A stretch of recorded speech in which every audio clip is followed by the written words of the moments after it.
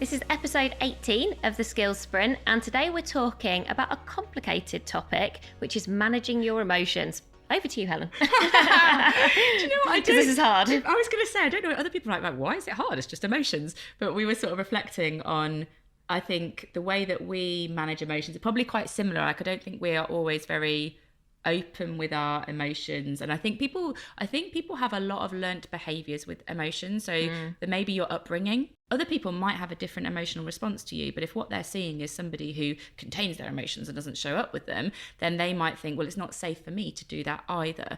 And so managing your emotions helps you to probably be more authentic at work.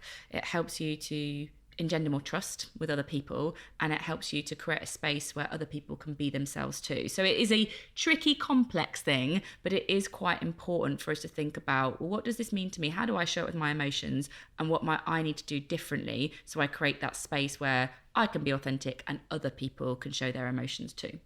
So yeah, and I think, I was thinking in the organisations that I worked in, certainly for a significant part of my career, nobody really showed emotion. It just wasn't a thing at work. If I think now about how common it is to talk about people's mental health, which is obviously a brilliant thing, I do think now most of the organisations say that we work with, everybody talks really openly and really positively about their emotions and how people are feeling and the impact that might have. So I do think we've come a long way, but we're definitely we're probably both of a generation where it wasn't a thing, and that's a change. I think there are two sides of the coin as well, right? There is managing your emotions, like, are you showing up with your emotions, or are you hiding them from other people for whatever reason? And then I think there is also sort of managing other people's emotions. And I don't think you have to be a manager to manage other people's emotions. It's, if you feel uncomfortable, if you're upset about a situation and I struggle to respond to that either because I've not got empathy or it makes me feel uncomfortable, then I'm not creating a space for you. So I do think you might be better at one of those things than another. Like, I think I've got work to do on both of them. Someone recently called me emotionally defective. I was like, brutal. That's harsh. That's brutal. That wasn't me, was it? No. But okay, I mean, it's the sort of thing that you would say. I know. I was like, sort of thing you would say. I was like, that's too mean. But I do think it's worth you thinking, maybe I'm good at managing my own emotions, but I feel uncomfortable with other people's, or maybe it's the other way around. Just in your own reflection here, what does that look like for you?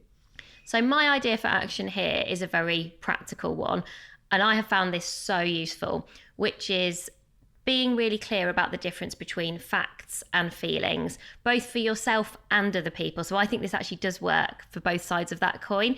And so when things do get complicated, or perhaps people have, there is a lot of emotion, or potentially a lot of emotion, you can feel there's a lot of emotion, actually asking yourself for that clarity, and asking other people for that as well. I have found loads of times that has helped us to kind of move forward. And actually what you're not saying is one of those is more valid than the other. You're actually saying they're equally valid. Facts and feelings, equally useful, but you do need to know the difference between the two. And actually then really encouraging people to sort of name their feelings specifically. So it's something that we've talked about before, about labeling your emotions. Because if you just sort of go, and I do think it's often like a sound in your head, or like that, oh, so annoying. And you're like, okay, so what is it really? Am I feeling disappointed? Am I feeling frustrated? Am I feeling angry? Almost like encouraging everybody to be more specific about those feelings, because then I think they feel more ownable. You can sort of make friends with those feelings. And I think you start to spot your own emotions that you bring to work. What I do, I think, is more about managing my own emotions. So I find that in our job, I think we have to show up a lot of time for other people, in the nature that we do. And if you're a manager, or, your roles, you're probably doing this a lot. You're showing up a lot for other people.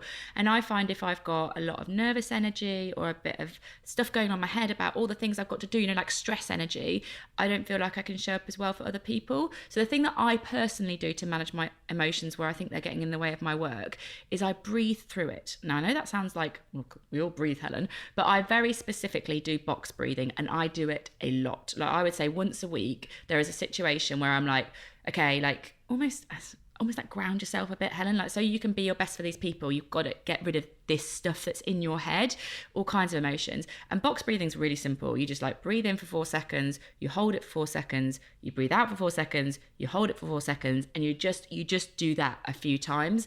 And no one knows I'm doing it. Like, people don't know. I don't sit there going, no one knows. I just sit there, but it's it brings me a sense of focus, which I find helps calm my brain, and physiologically it like does stuff to you. So box breathing would be useful. Another one that I heard recently from Sam Conniff, who talks about uncertainty, is sort of breathe out for longer than you breathe in, which could be, I mean, maybe just play with it. But for me, in moments of anxiety or stress where that emotion's affecting my work, those are the things that work best for me.